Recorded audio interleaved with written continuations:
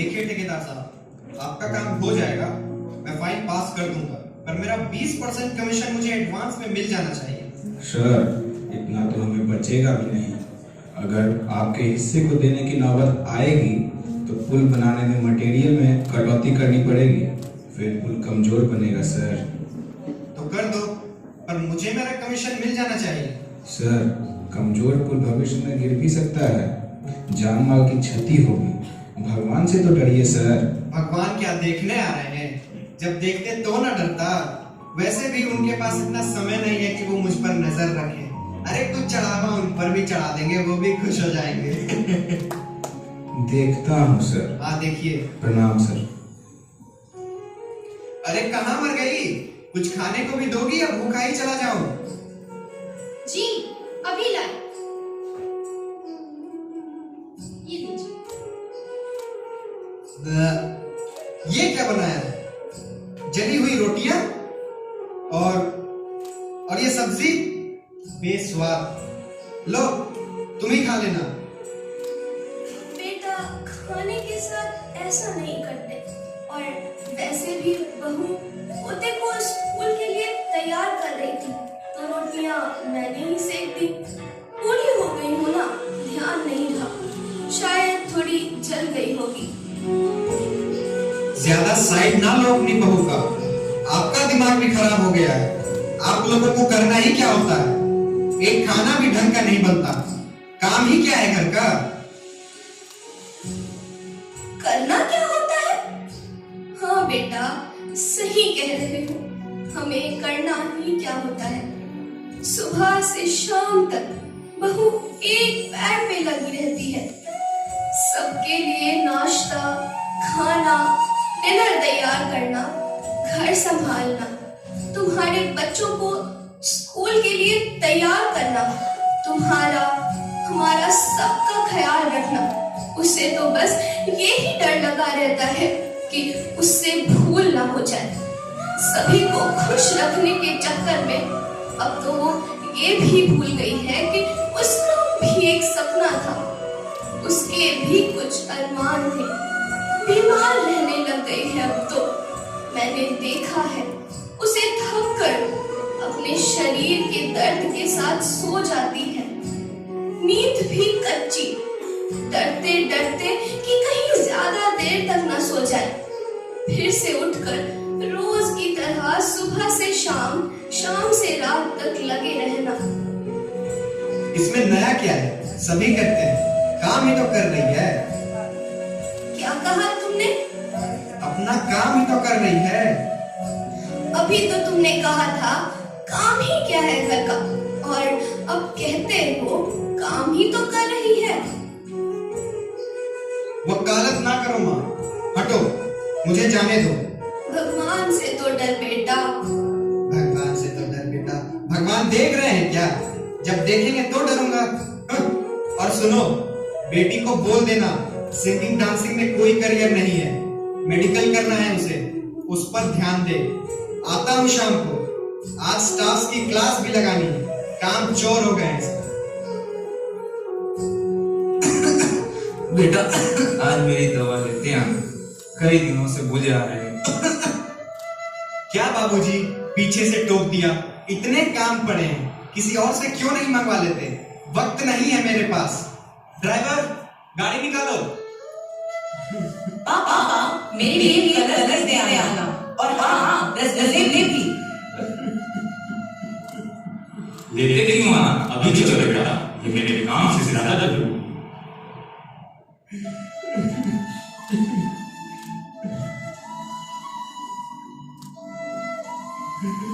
बहू बेटी कहाँ है?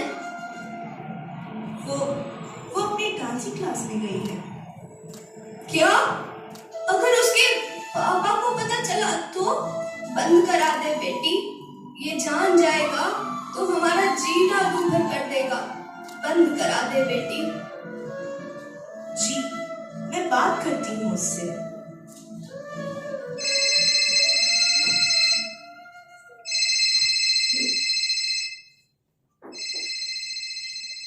हेलो, ये तुम क्या बोल रही हो माँ? डांस क्लास छोड़ दूं? ठीक है, जैसा आप बोलो।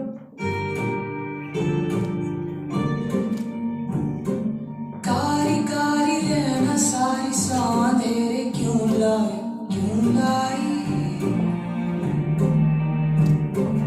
रोशनी के पाँव में ये बेड़ियां सी क्यों आई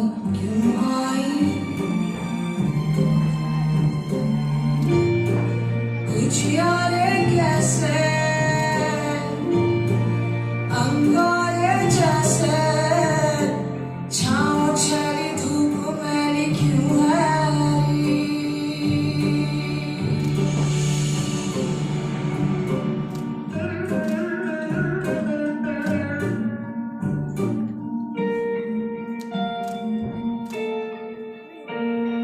तितलियों के पंखों पर रख दिए गए पत्थर है खुदा तुम है कहाँ रेशमी लिबासों को चीरते हैं कुछ खंजर है खुदा तुम है कहाँ क्या रीत चल पड़ी है क्या आग चल पड़ी है क्यों चीखता है सुरमई धुआं क्या रीत चल पड़ी है क्या आग जल पड़ी है क्यों चीखता है सुरमई धुआं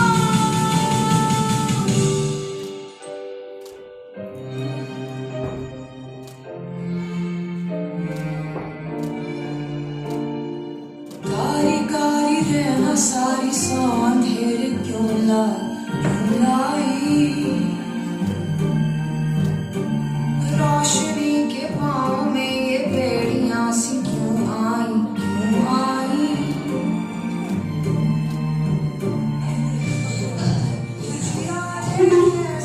मुझसे नहीं हो पा रहा। हिम्मत मत हारो अतुल्य, हमारे हाथों में प्रयास करना है। अंतिम इच्छा तो ईश्वर की ही होती है।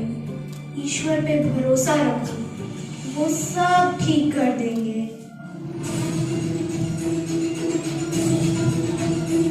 सर बहुत ही बुरी खबर है। क्या हुआ? सर पिछले साल जो पुल का उद्घाटन हुआ था वो गिर गया है सर। बहुत सारे लोग मर गए। ये तो आए दिन होता ही रहता है। अरे इसमें नया क्या है? सर जिस कंपनी के कॉन्ट्रैक्टर ने पुल बनाई थी उसने आपको 40% कमीशन दी थी। शायद अपनी लागत और फायदे के लिए मटेरियल सही नहीं दिया था सर। अरे ये उसका प्रॉब्लम है, हमारा नहीं। सरकार पीड़ितों को मुआवजा दे देगी, सब चुप हो जाएंगे। मुआवजे से क्या खोए हुए लोग वापस आ जाएंगे? सर किसी के पिता, किसी की माँ, किसी का पूरा परिवार खत्म हो गया सर। भगवान से तो डरिए सर, भगवान से तो डरिए। जो मेरी जरूरतों को पूरा करते हैं मैं उनसे डरता हूँ, भगवान से क्यों डरूं? जब आएंगे तो डरूंगा, बाकी काम देख लेना। अभी मैं पार्टी में जा रहा हूँ। हे ईश्वर, अब आप ही कुछ करो इस इंसान का।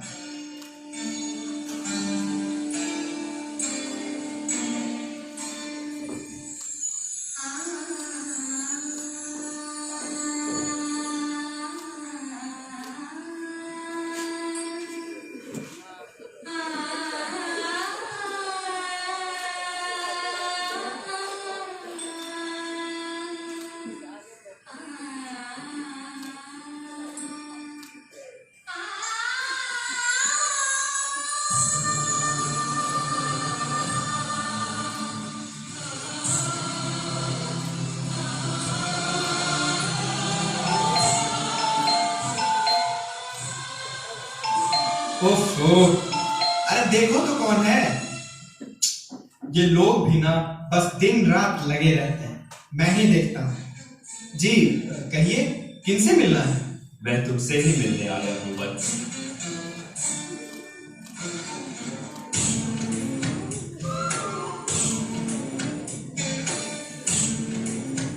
बहुत दिनों से तुम मुझसे मिलना चाहते थे ना?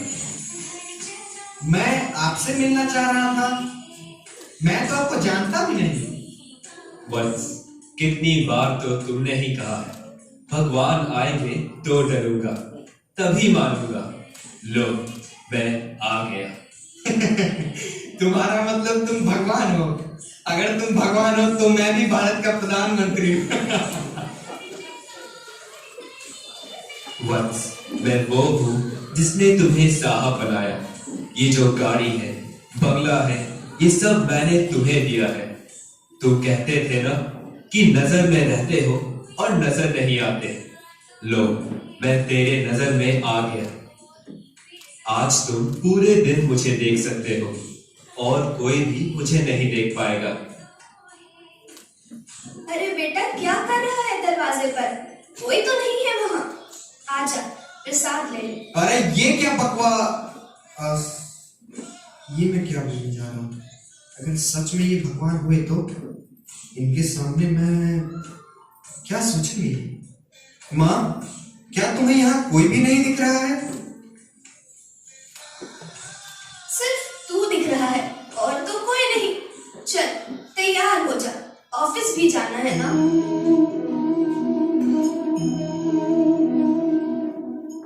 वत्स, आओ कुछ बाहर भ्रमण करें।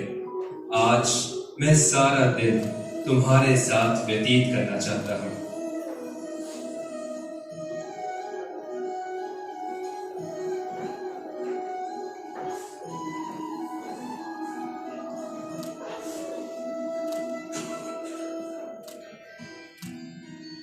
ये देखो, एक लड़का अपने वृद्ध पिता को रेस्टोरेंट में खाना खिलाने लाया है। वृद्ध होने की वजह से कांपती हाथों से वो खा नहीं पा रहे हैं। लोग हंस रहे हैं, पर बेटा उन्हें अपने हाथों से खिला रहा है, उनके बाल संवार रहा है, मुंह पोंछ रहा है। जैसा बचपन में पिता ने बच्चे का ख्याल रखने में संकोच ना की, बेटे ने भी बुढ़ापे में पिता का उसी लाड़ प्यार से ख्याल रखा है। पिता से है नाम तेरा, पिता पहचान तेरी, जिए जिस सहारे पे तू, पिता से वो सांस मिली है पिता। बेटा सुनो, तुम्हें नहीं लगता कि तुम कुछ छोड़कर जा रहे हो? नहीं, मेरे पास मेरा सारा सामान है। मैंने चाबी ले ली, वॉलेट फोन सब है। तुम दो चीजें छोड़कर जा रहे हो।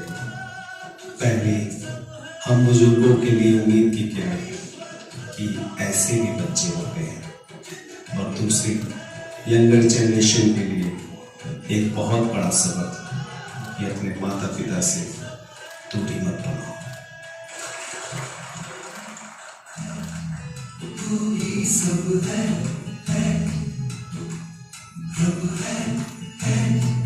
जब पेरेंट्स बुजुर्ग हो जाते हैं तो हम उनसे दूरी बना लेते हैं कि इनके साथ कहाँ चलेंगे। याद करो वो दिन जब आप छोटे थे और आपके माता पिता, आप कितनी भी गंदगी करो, कितनी भी अपनी शर्ट गंदी करो, उनका कपड़ा गंदा करो, आपको खाना खिलाते थे बड़े प्यार से। आज तुम्हारी बारी है तो तुम्हारे पास समय नहीं। ये कहना पाए कभी है पिता सब तेरा।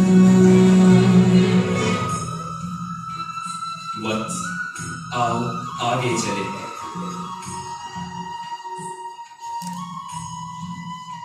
ये देखो,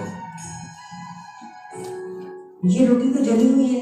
सुलेमान, बेटा जली हुई कैसे खाएगा? हाँ जी मम्मी, आपने बुलाया? कुछ चाहिए था क्या? पानी चाहिए। ठीक है, मैं लेकर आती हूँ। तूने उनसे बोला नहीं कि रोटी जली हुई है। छोड़ इसे, सारा दिन ऑफिस में काम करता है और ये जली हुई रोटी खाएगा। मैं बना देती हूँ। मम्मी, ये लो मम्मी जी पानी। अच्छा, खाना कैसे बनाए? What is? आपको कुछ चाहिए? मम्मी जी, आप कुछ लेंगे? नहीं। चलो ठीक है, मैं रसोई से बैठ लेती हूँ। मेरी तो ये समझ नहीं आ रही मुझे क्या स्वाद लग रही है ये जली हुई रोटी। मैं थोड़ी सी तो जली, ये अंदर से तो बिल्कुल ठीक है। बंदा कमाता किस लिए है? एक रोटी के लिए, और वो भी तो जली हुई खा रहा है। तो कहता क्यों नहीं उसे कि बना दे? नहीं, मुझे भी पता है कि अगर मैं कहूँगा तो वो बना देगा। तो बोल क्यों नहीं रहा उसे? कि मम्मी मेरे बोलने से उसे बुरा लगेगा, जो मैं नहीं चाहता। पर बेटा जब तक तू उसे उसकी गलती के बारे में बताएगा नहीं, वो गलती का सुधार कैसे करेगी? क्या मम्मी, वो सिर्फ महीना बनाती वो जली रोटी, अब एक आध बार उससे रोटी करूँगी तो कौन सी बड़ी बात होगी।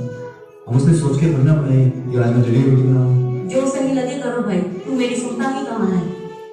मम्मी आपको याद है जब मैं छोटा था तब आपने एक बार कितनी मेहनत से हलवा बनाया था, और आपसे गलती से उस हलवे में मीठा ज्यादा कर गया, और पापा ने सिर्फ इतनी बात कही थी कि इसमें मीठा ज्यादा है और मैं नहीं खाऊंगा। इसमें आपको कितना बुरा लगा कि आपने इतनी मेहनत से हलवा बनाया लेकिन फिर भी अच्छा नहीं बना। बस इसीलिए मैं सुमन को नहीं कहना चाहता ताकि उसे बुरा ना लगे। मम्मी जली हुई रोटी तो खाई जा सकती है, लेकिन अगर मैंने गुस्से में आकर उसे जले हुए शब्द बोल दिए तो वो सहन नहीं करता है, उसे बहुत हर्ट होगा। और ना यही चीजें तो रिश्ते को स्ट्रॉन्ग बनाती है। कभी कभी हमें सामने वाले की गलतियों को छुपाना भी चाहिए, हर वक्त एक दूसरे को ब्लेम करते रहना सही बात नहीं है। आपके सामने वो सुबह से लेकर शाम तक एक पैर में काम करती है। रोज आरिश को सुबह टाइम पर स्कूल भेजना, उसका टिफिन, मेरा टिफिन, घर की देखभाल, आपकी देखभाल, आपकी दवाइयाँ कब लेनी है, रूम, नाश्ते, मील्स सब करती है, कपड़े कब धोने, बर्तन कब धोने, सब देखती है ना, सबका ख्याल रखती है उठना। और अगर ऐसे नहीं उससे एक आधी बार कोई गलती हो भी गई कौन सी बड़ी बात। चलो रसोई का सारा काम खत्म हो गया। सुनो आज खाना बहुत अच्छा बना। सच में? Thank you.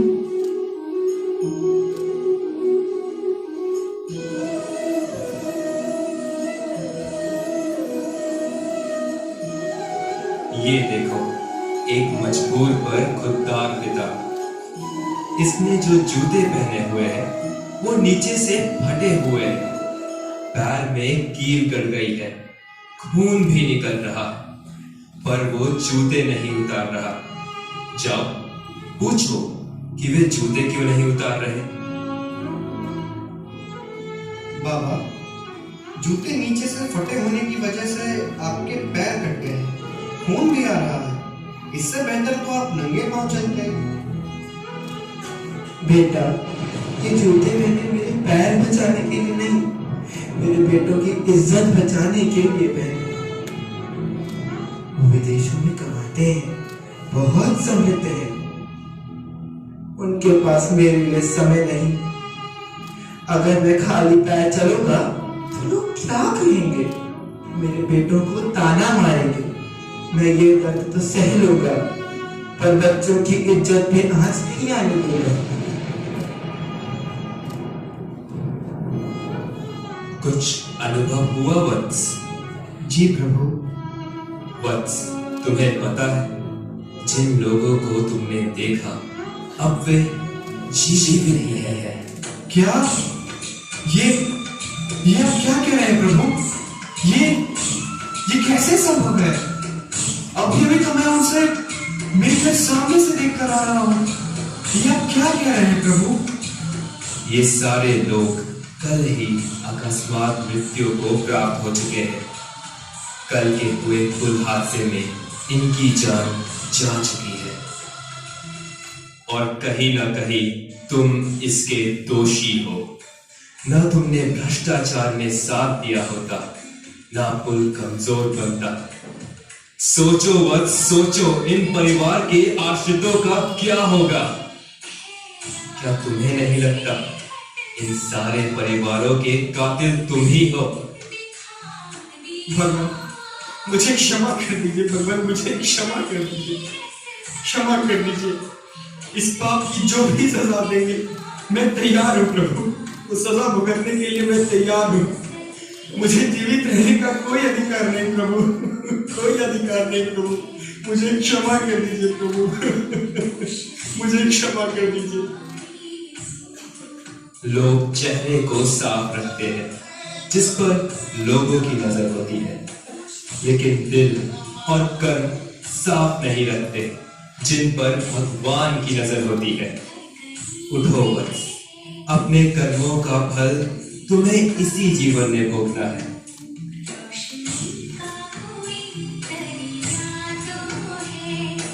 प्रायश्चित पापों को धो देते हैं।